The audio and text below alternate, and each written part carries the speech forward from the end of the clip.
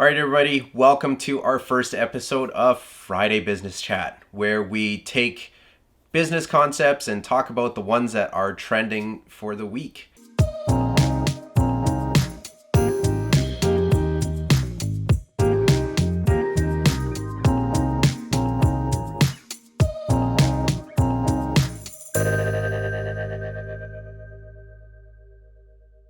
I'm Chris. I'm Vice President of Business Development at TAnacity. And I'm Eric.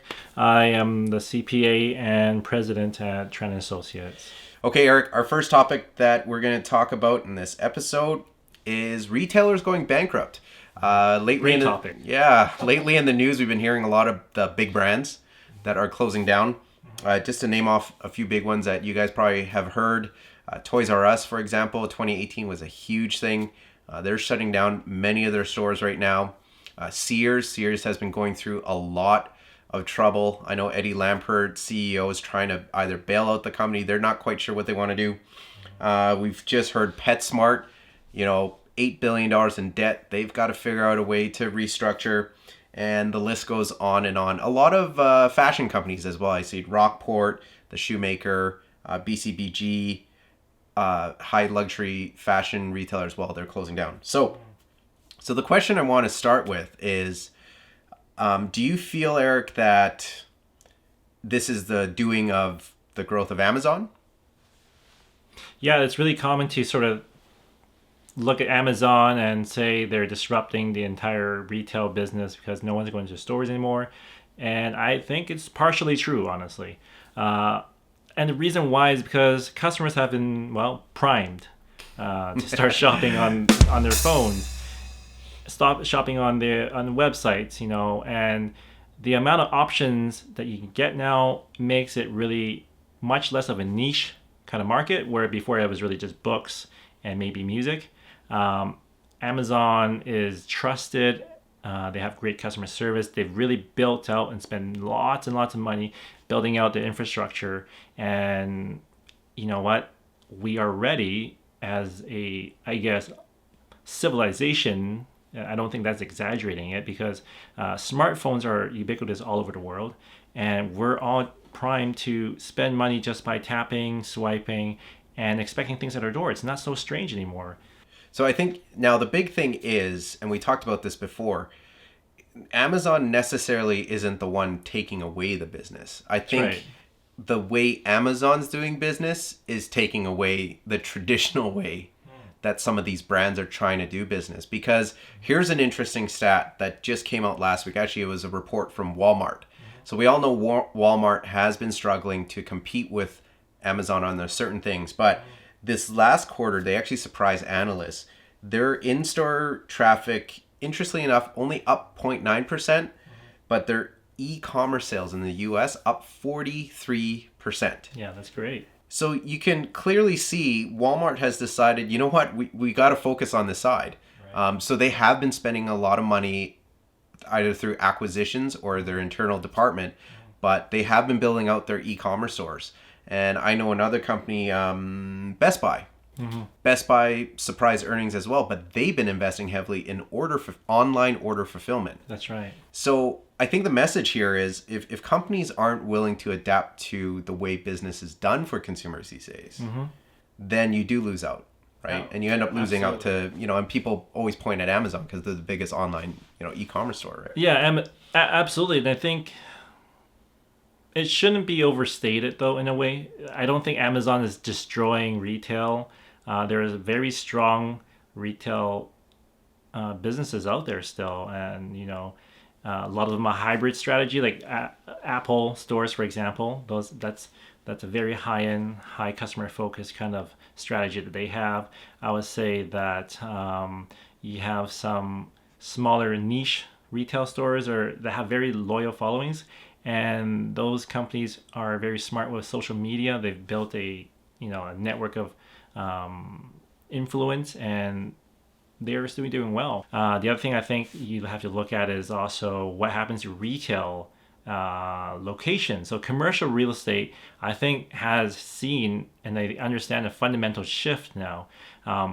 we saw a lot of this kind of happening a little bit, even with people sort of telecommuting, working from home, and maybe some offices downsizing at the time. Now, there are some companies that are repatriating, I call it, bringing all their employees back into home base to get that face-to-face experience. But more so now, I think with so much technology that has improved over the last 10 years in terms of teleworking, the physical space itself is seen as more of a commodity. It's not a necessity. And that's very much true for retailing if all you do is just keep stuff in your store. And I don't think big box retailers are coming back anytime soon. And I don't think these developers are going to want to make, 50, 80,000, 100,000 square foot bays to house an anchor that looking at right now that doesn't really give a lot of insurance to how much traffic and how much customers sort of go to the shopping center. Yeah, and don't forget a lot of these developers. I mean, in the last 2 decades, they built their developments around getting these big box anchors. Yeah. So these big box anchors may not be around much longer, and if they are shifting to call it the Amazon model, where the investment's more focused on online order fulfillment, you're right. Why do I need a 50,000 square foot retail space? So now, along with that, what's interesting about Best Buy is the only reason why they beat earnings, and they attribute this not mainly, but I would say the majority was sales of Fortnite-esque accessories. And they're saying interesting.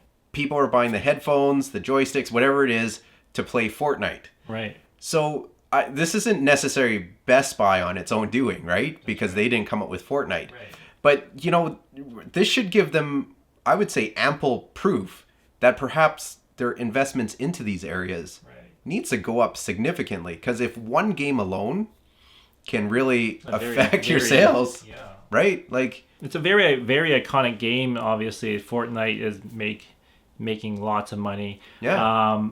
It's new because video games were tangible pieces of hardware back then, and you had to sell each unit for a certain amount of dollars, ship it to people, and it was very much a hard good. Software as a service, including monthly subscriptions for things like Office 365 by Microsoft, lots of business software, Adobe, creative software.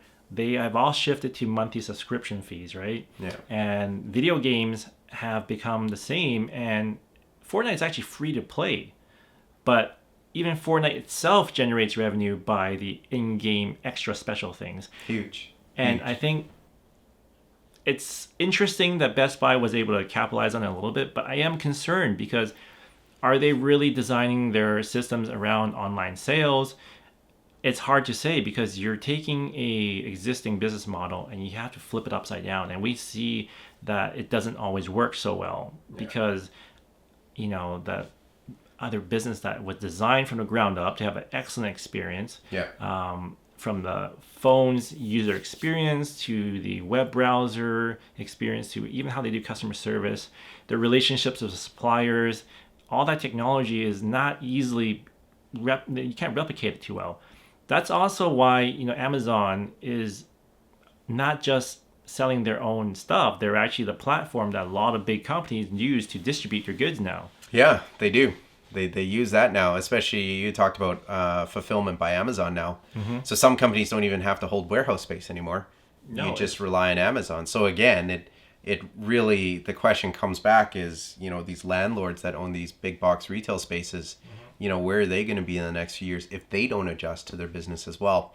Yeah. So last thing here, Erich, that I wanted to chat about in this on this topic. Mm-hmm. I go back and forth on this hypothesis of mine.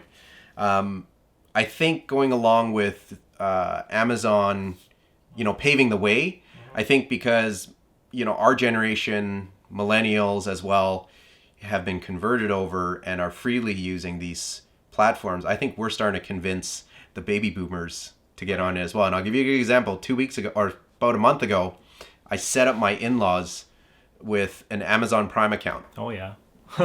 Now, my in-laws don't even do online banking, Right. let alone give out a credit card to buy something on Amazon. But we convinced them because we literally showed them that weekend. We ordered toilet paper on the Friday, and it came Monday. Yeah. And so now, guess what they're using? Amazon Prime. Yes, and I think I agree with you. So I think anecdotally, right? Yeah. We always sort of conjure up the baby boomer, they're anti-technology, they like to stick to their own ways of going to a store and buying their goods that way. But I don't think that's really the case. I think if you look at how much cell phone adoption, and that's a really huge stat, like not cell phone, smartphone adoption. It's a very big stat and indicator, because that's a big portal of e-commerce right in your hands. I think it makes a lot of sense for a lot of baby boomers, or even anyone that has more reduced mobility, or maybe just very busy, to have services like Amazon just deliver stuff to you that are honestly commodities. You're not going to go try out. Well, I don't think you try out toilet paper or anything like that, right? Maybe there's that'd be kind of gross. I don't know if there's a market for super high-end luxury toilet paper where you have to have it customized to you. That's the power of the internet. That's the power of, I think, society and businesses finding out how to use the internet to make money. I mean, we're not going to have the same situation as a .com bubble where everyone was ramping up the internet and no one knew how to make money off it. That's not happening. Amazon is one of the biggest companies in the world right now, always jockeying for the top position. We saw Jeff Bezos being like the richest man on earth. And I think there's a reason for that, because it has enabled a lot of new business to happen. Now, I want to just touch on this, Chris, here quickly, that we've talked about a lot of really big businesses here, like really, really big. Billions of dollars, hundreds of millions of dollars. But this information, I feel like, is primarily for small business owners to understand. And the reason why I think it's really key for small business owners to understand is because we have much less of a budget. We have much less room. So we have less room to make mistakes in, because we don't have that much. We don't have that much capital to really explore IT systems and maybe fail and then get back up. Sometimes businesses making a big mistake, small businesses making a big mistake in terms of cash flows and marketing, that could be the end of the business. Yeah. Obviously, a lot of small businesses do fail. So what's the thing? I think when you're looking for your business's retail space, really consider why you have to get a retail space. Is it for customer experience? I mean, we do have a video on that, so I would check it out. Are you using it for a special purpose?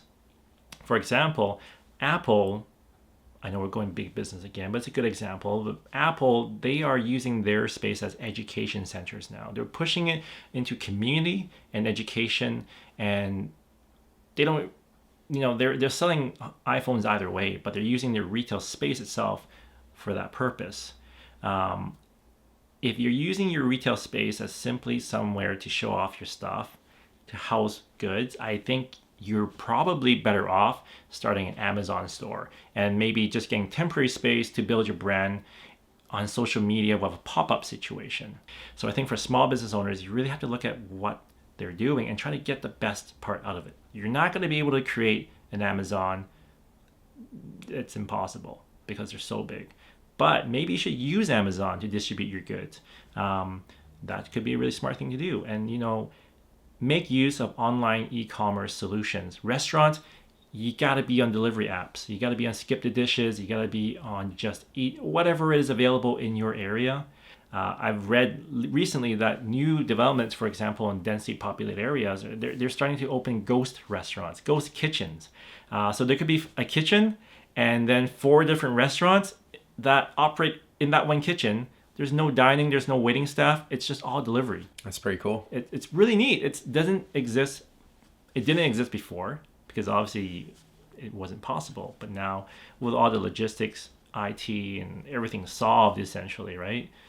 Maybe even later on with drone delivery and maybe autonomous cars. I don't know where the market is going.